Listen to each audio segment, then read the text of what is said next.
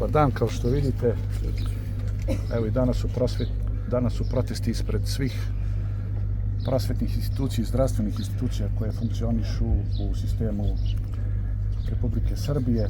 Ja danas ovde se ne obraćam vama samo kao predstavnik Srpske liste, nego kao čovjek i kao kolega koji daje punu podršku svim nepravedno optuženim i uhapšenim kolegama, lekarima, koji su preko neophodni ovom narodu, kao i prosvetnim radnicima, odnosno direktorima prosvetnih institucija koje funkcionišu u sistemu Republike Srbije.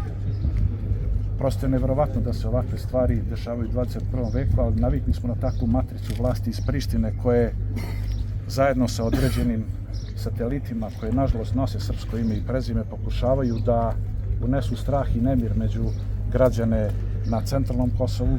Ovo se desilo u Gračanici. Zabrinjavajuće je to da međunarodna zajednica ćuti na sve ovo. Ovo pre svega nije samo podrška našim kolegama i našim prosvetnim radnicima. Ovo je podrška pre svega istini i pravdi. A istina i pravda su samo jedno. Da su oni nepravedno uhapšeni i da su nepravedno optuženi. I da oni rade u potpuno drugom sistemu koji nema nikakve veze sa kosovskim pravosuđem i sa kosovskim sistemom. Na samom kraju želeo bih da poručim svim svojim sunarodnicima na Kosovu i Metohiji. Danas nam je preko neophodno da budemo jedinstveni, da budemo složni, da budemo politički mudri. Jer samo jedinstveni i složni uz pomoć države Srbije mi možemo da opstanemo i ostanemo na ovim prostorima. I hvala vam što redovno pratite ove događaje i protesti će se nastaviti sve dok naši nepravedno optuženi i uhapšeni ne budu pušteni na slobodu. Hvala još jednom. Ako ima pitanje, izvolite. Jeste li se obratili međunarodnoj zajednici s obzirom da je ovo ulazak iz jednog sistema u drugi, s obzirom da se ta dva sistema ne prepoznaju? Da li ste pokušali da im objasnite šta vam kaže? Ja mislim da je na prethodnom skupu gospodin Igor Simić jasno i glasno rekao da smo bili u američkoj ambasadi i da smo obavili razgovor u američkoj ambasadi sa zvaničnicima američke ambasade ukazujući na ove propuste i da ovo više ne sme da se ponovi.